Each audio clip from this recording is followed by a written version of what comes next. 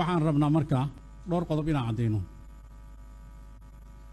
waxaa laga hadlaa waxaa waay doorasho ayaa laga hadlaya iyo goormaa la qaban karaa. halkan looma fadhiyo muddo kororsi wax la yidhaahdo. waxaan rabnaa dadka qaarkood oo su'aalahaasna weydiinaya.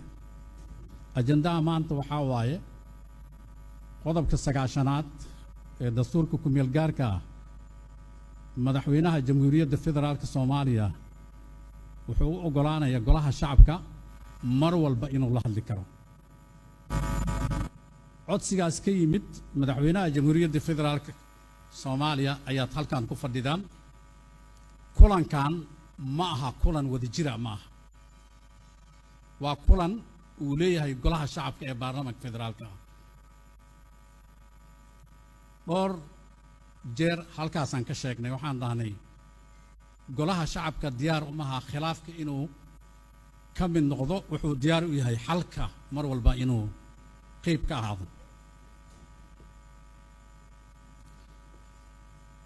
waxaan rabnaa marka saaxiibadaanada sharafta badan senatorska aqalka sare ka socda. kulankan waa kulan golaha shacabka keliya uu leeyahay waay.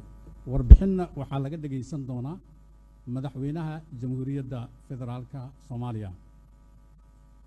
waxaan codsanaynaa madaxdiinana ay naga codsatay qoraalana la soo diray waa aragteen oo social media email walba lagu soo qoray kulankan inayna qayb ka noqonayn aqalka sare.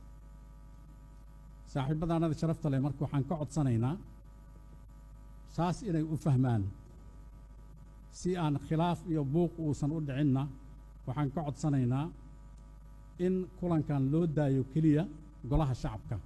aad iyo aad u mahadsantihiin.